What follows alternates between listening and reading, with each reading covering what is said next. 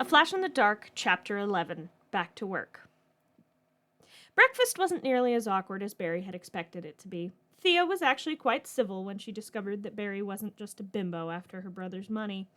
She seemed shocked that Oliver was sleeping with someone who wasn't an underwear model. Barry had snorted into her breakfast at that. Thea headed out before them, and Barry frowned as Oliver rubbed his shoulder. "You all right?" Barry asked, pulling on her slightly charred shoes. "A little friction burned. You should work on that," he said, and Barry nodded. Oliver hesitated. "About last night. We shouldn't... It's getting much more complicated if there are two. I know, Ollie," Barry said, gently taking his hand. She wouldn't lie. It hurt a bit, but something told her that this would never have worked out. Oliver was married to his life as the Arrow, and long-distance relationships, even with her new speed, were difficult at best. Barry ended up at her apartment 10 minutes later, not even out of breath. She still had about an hour before she was due at the precinct, so she decided to shower and change.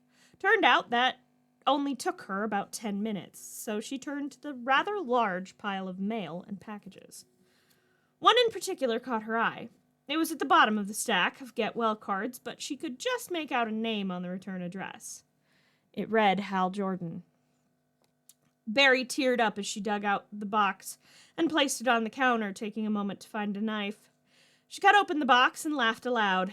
In it was a bright green scarf wrapped haphazardly around a model airplane. Barry recognized the model as the kind Hal had boasted about flying at Oliver's gala.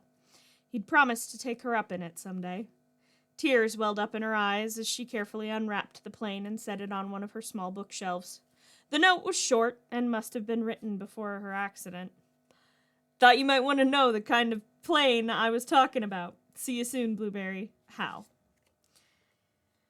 There was a slightly smaller package. Carol Ferris, Hal's old boss, had sent it. She frowned, opening it. There was a letter sitting on top of the contents. There, folded neatly, was Hal's old aviator jacket. She picked it up, and something fell out of one of the pockets. She scooped it up before it could hit the floor. It was a picture of Hal, much younger than Barry had ever known him, with a man who could only be his father standing in front of an aircraft hangar, smiles on their faces. Tucking the photo carefully away, she turned to the letter. "Dear Miss Allen, I hope this finds you well, or at least better than the last time Hal visited you. As you may now know, Hal has been declared missing, presumed dead. His will cannot be executed for another few years, but it states that you are to be the primary beneficiary for his personal effects. They are currently being stored in a facility in Coast City until such time as the will can be officially enacted. I managed to grab a few things from his apartment before they packed it all away. Hal thought very highly of you, Miss Allen. My number is on the back if and when you need someone to talk to. Yours truly, Carol Ferris." Barry felt tears dripping onto the note and slipped the jacket on. It was about 3 sizes too big, but she didn't care. Hal had once said she was the closest thing he had to a family, and she felt guilt rip at her for not keeping in touch with him more when she had had the chance. Then a glint from inside the box caught her eye. She reached in and pulled out a framed photo. She laughed. It was her and Hal at his graduation from college. He was wearing the graduation robe, hat, purple for Coast City, where they'd both gone, and nothing else. He'd lost a bet with one of the frat boys the week before. The photographer had caught Barry mid-laugh, Hal grinning at her as he held up his diploma in triumph. Barry had been the only one there for him that day, but he'd seemed happy enough. Barry set the photo up next to the model plane and put the picture of young Hal and his father in the corner of the frame before turning back to the pile of well wishes.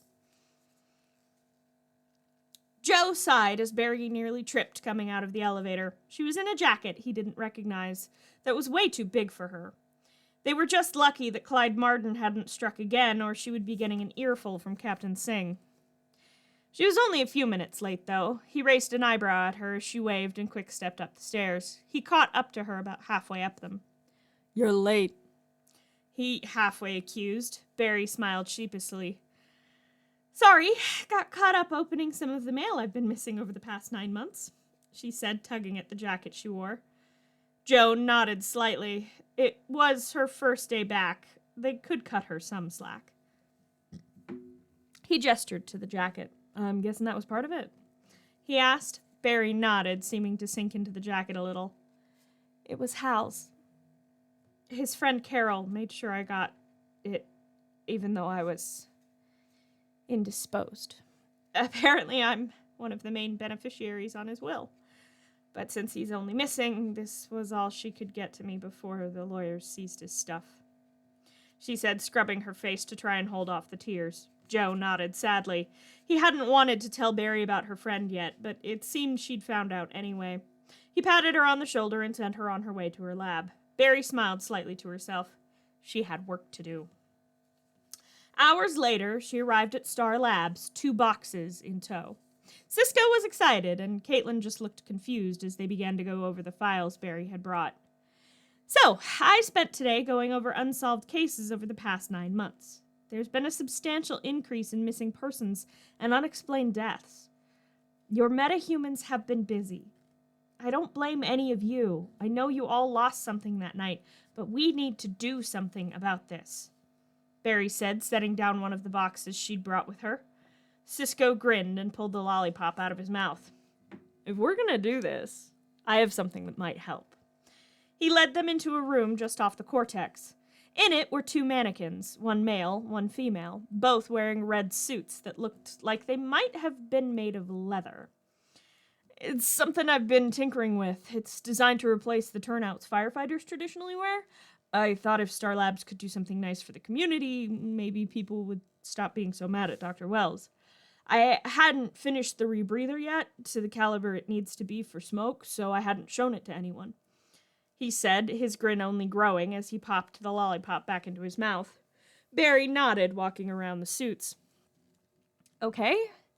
How is this supposed to help me? She asked. Cisco grinned. It's made of a reinforced tripolymer. It's heat and abrasive resistant, so it should withstand you moving at high velocities, he explained. Barry nodded. All right, so how do we find Martin? Barry asked. Caitlin stepped forward, her tablet in her hands. I've retasked Star Labs satellites to search for atmospheric anomalies. We just got a ping. Atmospheric pressure dropped 30 millibars in a matter of seconds. We've tracked it to a farm just east of the city, she said, turning the iPad in her hand so Barry could see the map.